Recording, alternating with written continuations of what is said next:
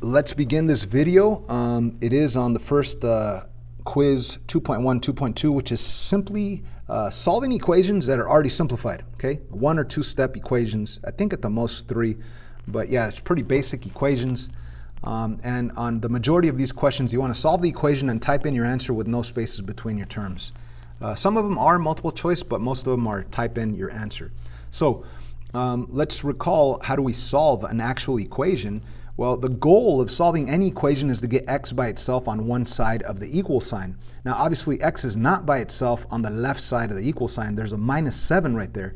And you don't want that -7. You just want x by itself. That's the goal. So how do you get rid of something? You do the opposite. What is the opposite of -7 plus 7? So imagine that you just added 7 to one side. It just got heavy on the left side. So the left side dropped. Okay, so the only way to get this back to balance is to add 7 to the other side as well. And that'll bring it back to balance, right? That'll bring it back to being equal. So whatever you do to one side, you must do to the other side. So you got rid of that -7 by adding 7. That eliminated. What you do to one side, do to the other side. 9 plus 7, that is 16. Bring down the equal sign, bring down the x. You are done. X is by itself. There's your answer, x equals 16. Now let's say you wanted to double check your answer. You want to be 100% sure you're right. You could take that x value of 16 and plug it right in where x is at. What does that say? It says 16 minus 7. 16 minus 7, that really is 9. We've double checked it. We're 100% positive that this is the correct answer. Let's move on. Number 2, where's x at? Is it on the right side of the equal sign or the left side? It's on the left side. Okay, let's get it by itself. You don't want this +2. How do you get rid of something? You do the opposite. What's the opposite of +2? -2. What you do to one side, you must do to the other side to maintain the balance, right? If I subtracted 2 from the left side, it got lighter. So I need to subtract 2 from the other side to maintain the equality, the balance. Okay, I hope that makes sense. Let's continue on here. The 2's canceled. What do I have left? The x comes down, the equal sign comes down. So I have x equals, that's my goal. But what is 11 take away 2? 11 take away 2 is 9. There is my answer. If you wanted to double check it, take the 9, plug it in. 9 plus 2, is it 11? Yes, it is. I'm 100% positive that's the correct answer. Type that in with no spaces between your terms. Let's move on. Okay, where's your x at on this equation? Is it on the left side of the equal sign or the right side of the equal sign? Obviously, it's on the left side. Is it by itself? No, it's not. It has a +1 right after the x, and it also has a negative sign right in front of the x. So those are 2 things that we're going to have to get rid of. Which one do you begin with? Always start by thinking x is the most important thing, okay? This sign is with the x, so that's kind of important. Don't mess with it right now. This guy is by itself. The 1 is by itself, so get rid of the 1 first, okay? So remember, x is the most important. If there's a number with x, wait a while to get rid of that. Whatever's by itself over here, get rid of that. Or if you had a number out here in the front by itself, get rid of that number first. In this case, get rid of that 1 by doing the opposite, -1. What you do to one side, do to the other side to keep the balance. What do we have left? We have a negative x equaling 5 take away 1 is 4. Now, keep in mind that you want a positive x, not a negative x. So you have 2 options here. You could, if you wanted to, multiply by -1, multiply the left side by -1, and multiply the right side by -1. You could do that, and that will give you your final answer, positive x, because a negative times a negative equals a positive, equals 4 times -1 is -4. So that's the answer. Now, there is a different way of doing this. Let me actually rewrite it. So I'm going to rewrite this negative x equals 4, and let me take it a different way. Negative x equals 4. Okay, so here's my equation. I want to get x by itself. I don't want the negative sign in front. And you could recognize the truth that a negative sign with no number right here, there's an invisible 1 right there. Okay, now that really says -1 times x. Okay, that's what a negative really is. A negative x, it's really a -1 times x. So if you wanted to get rid of the multiplication of -1 in front of the x, you could divide by -1, divide by -1, and there's the same answer. X is, or the -1's cancel. X equals 4 divided by -1 is -4. It's the same exact answer as up there, right? It's just done a slightly different way. So it's up to you if you want to multiply by -1 or divide by -1, but that will change the signs. Let's move on to the next one. Okay, where's the x at? Is it on the left side of the equal sign or the right side of the equal sign? Obviously, it's on the left side. Is it by itself? Heck no. You have a 4 and also a minus sign in front of it. Now remember, this minus sign does not belong to the 4. This is technically a positive 4 because there's no sign in front of it. This minus sign belongs to the x. Okay, so you want to get rid of the positive 4 first by subtracting 4. 4 take away 4 is 0. That'll make it disappear. What you do to one side, do to the other side. Negative 5 take away 4. If you owe $5, you owe $4, you're going to owe $9. Bring down the equal sign. Bring down this, the negative x. That's what's left over. And also, you want to think of getting rid of that negative sign, which is really a negative 1 in front of the x, right? Negative 1 times x. So to get rid of that negative 1 times x, the multiplication of negative 1, you're going to do the opposite of multiplying, which is dividing by negative 1, dividing by negative 1. That will give you your final answer, x, positive x, equaling positive 9. Okay, there's your answer. And like always, you could double check by taking the 9 and plugging it in to the x right in there. So imagine that you have 4 take away 9. You have $4, you owe $9, you're still going to owe $5. We have double checked it. I know this answer is 100% correct. Let's move on. Where's the x at on this equation? It's on the left side of the equal sign. Okay, is it by itself? No, there's a negative 11 in front of it. Now, what we have to understand is to get rid of this, we need to understand what's actually happening here. This does not say x take away 11. What does this really say? It says negative 11 with no symbol between it. That means negative 11 times x. So you really have multiplication of the number negative 11. How do you get rid of the multiplication of negative 11? You do the opposite, which is division of that exact value, negative 11.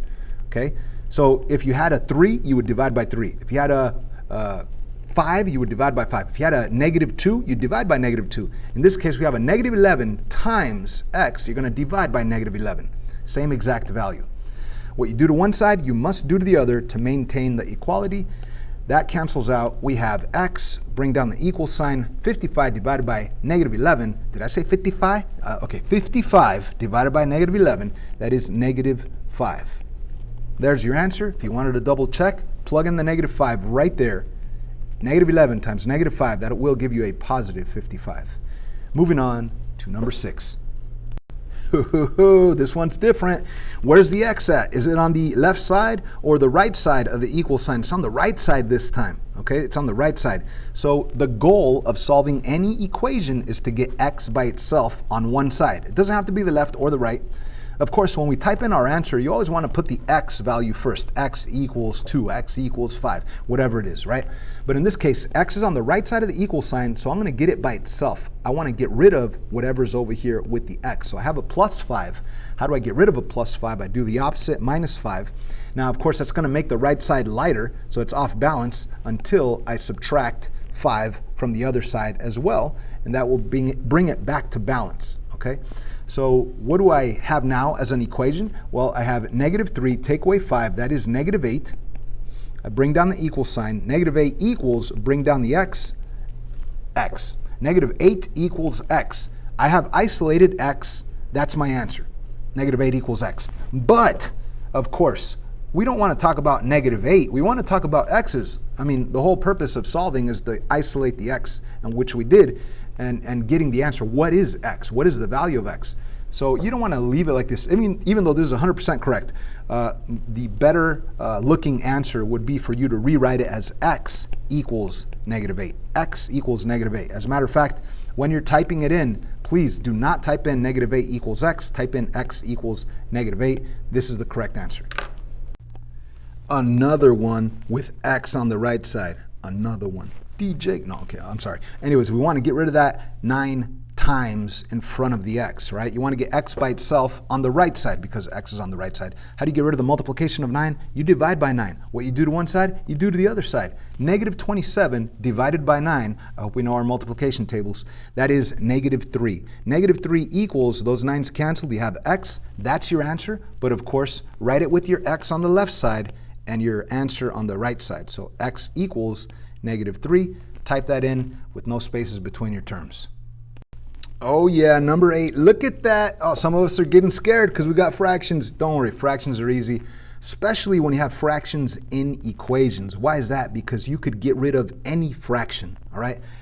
Again, you could do anything you want to an equation. If you wanted to, you could add 10 to this side as long as you add 10 to that side. You could subtract 1 from this side as long as you subtract 1 from that side. It's all about maintaining the equality. So you could do anything you want to an equation as long as what you do to one side of the entire equation, you do to the other side of the entire equation. So right here, we have a fraction, but what is a fraction really? It's really a division problem. This really says some number divided by 6 equals negative 2. Some of us might already know that the answer is negative 12, right? Negative 12 divided by 6 is negative 2. So the answer is x equals negative 12. But let's show you how to solve this algebraically instead of mentally. Again, this does say x is divided by 6. That'll give you the answer negative 2. If you want to get rid of this divided by 6, again, the goal of any equation is to get x by itself on one side of the equal sign. So to get rid of the divided by 6, I am going to do the opposite of that, multiply it by 6. And of course, the 6 and the 6 cancel out. That leaves you nothing but an x. However, we know that that throws it off balance. Whatever you do to one side, you must do to the other. So multiply that by 6, and you will get your final answer, x equals negative 12. That is your answer, negative 12. Again, if you did this algebraically and you're not too sure about your answer, plug it back in. We know x equals negative 12. There's x. Plug in a negative 12 right there. Negative 12 divided by 6. Yes, that will equal negative 2. That's how you double check it. Moving on to number 9. More fractions. Oh yeah. Now again, some of us are freaking out about fractions. Don't freak out. Why? Because it's super simple. A fraction is really a division problem. This says x divided by 3. If you don't want the divided by 3, all you got to do is do the opposite of dividing by 3, which is multiplying by 3. See, that will cancel it out. And what you do to one side, you must do to the other to maintain the balance. So 3 times 12, that is 36. Bring down your equal sign. What do we have left? We have an x and a negative in front of it. So that's a negative x. Now keep in mind that a negative x is really like a negative and an invisible 1 times x, okay? Negative 1 times x, that's what you really have here. So you want to get rid of that multiplication of negative 1.